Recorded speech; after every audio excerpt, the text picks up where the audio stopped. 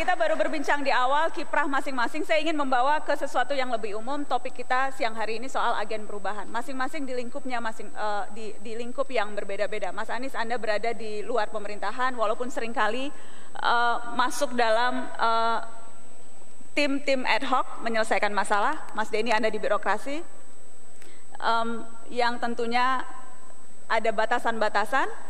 Mas Agus di militer yang tentunya lebih banyak lagi batasan-batasan itu.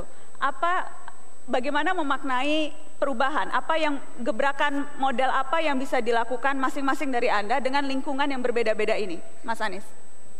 Kalau kita melihat tantangan Indonesia ke depan, kalau kita perhatikan Indonesia akan menjadi bagian dari global dan kita harus mewarnai dunia. Bukan terbalik, dunia mewarnai Indonesia. Indonesia harus mewarnai dunia. Harus. Dan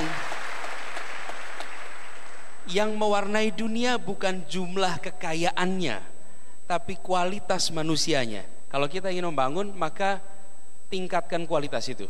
Jadi saya melihat kalau kita mau merubah menjadi bagian dari dunia, kualitasnya harus baik.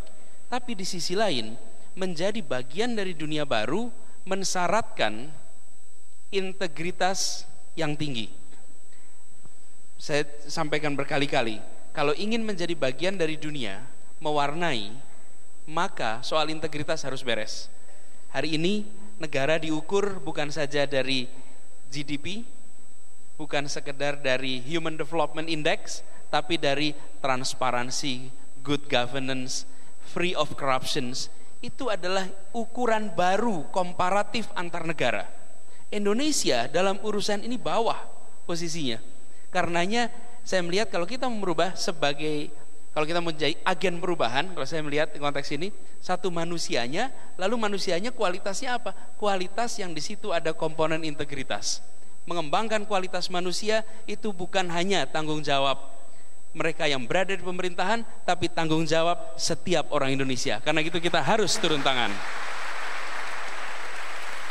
Tapi tadi Anda katakan khusus yang di dalam pemerintahan, dan satu-satunya sekarang yang di dalam pemerintahan setidaknya yang ada di atas panggung ini adalah yang terhormat Wakil Menteri Denny Indrayana. Bagaimana Anda mengubah itu dari dalam? Apa yang bisa ditawarkan perubahan dari dalam yang seperti apa? Kalau sebelumnya di luar memberi masukan, rekomendasi, sekarang bisa langsung ngambil kebijakan, eksekusi langsung. Misalnya kalau tadi terkait dengan korupsi,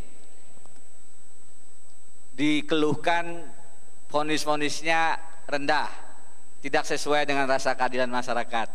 Maka pada tahap Kementerian Hukum dan HAM, salah satu yang bisa dilakukan adalah mengetatkan pemberian remisi, memberi syarat yang lebih jelas terhadap pembebasan bersyarat terhadap terpidana korupsi. Tapi kemudian diserbu rame-rame tuh ketika Anda mengajukan usul itu, Mas Denny? Iya, dikatakan bahwa itu tidak ada dasarnya, dikatakan itu melanggar HAM dan seterusnya. Dan kemudian dibenarkan oleh pengadilan.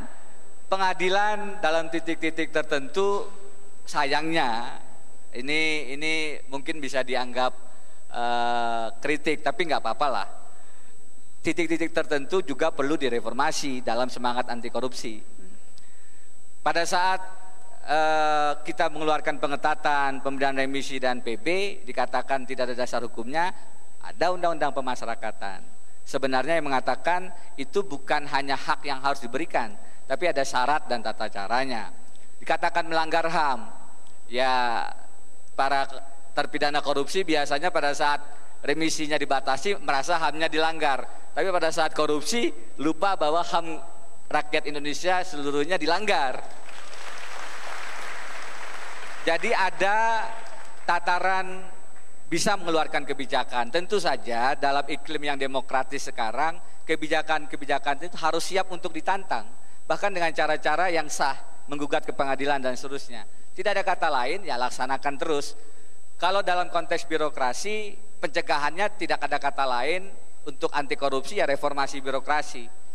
Misalnya tahun 2012 kemarin, saya katakan penerimaan CPNS di Kemenkumham karena harus dimulai dari awal yang baik. Kebaikan itu dimulai dari kebaikan.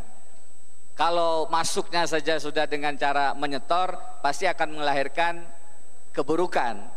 Jadi CPNS saya katakan itu calon pegawai nihil setoran. Mas Agus, di militer kalau kita bicara agen perubahan, apa yang konkret yang bisa dilakukan? Bukankah sangat rigid, tertutup, sistematika, hierarki?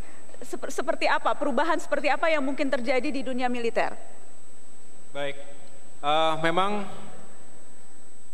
jika kita melihat pertama institusi militer dimanapun, pasti akan terlihat sangat kaku, rigid, tidak fleksibel. Tetapi sesungguhnya di dalam institusi militer itu juga terbuka ruang-ruang untuk menyampaikan atau saluran berpendapat, bottom up, sehingga akan terjadi sebuah mekanisme komunikasi yang cukup baik antara atasan dengan bawahan. Dan inilah yang memang unik dan itulah demokrasi ala militer. Anda juga melihat Mas Denny, terutama karena yang baru-baru ini erat kaitannya dengan Lapas Cebongan persis di bawah yurisdiksi Anda yang terjadi kemarin. Saya pikir kasus Cebongan pada saat orang semua meragukan ini bisa terungkap, saya katakan saya optimis. Karena kita sudah berbeda, kita bukan era dulu. Sekarang dengan iklim yang lebih terbuka, pengawalan yang lebih kuat, media yang lebih penuh kontrol, siapapun tidak bisa menarik kita kembali ke belakang ke era di mana memang ada dark numbers dalam penyelesaian kasus semacam Lapas Cebongan.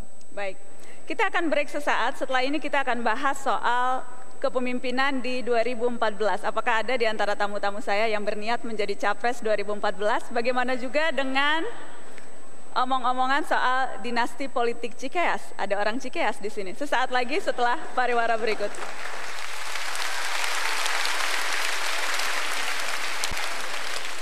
Apakah Anda memiliki target politik tertentu juga, Mas Agus?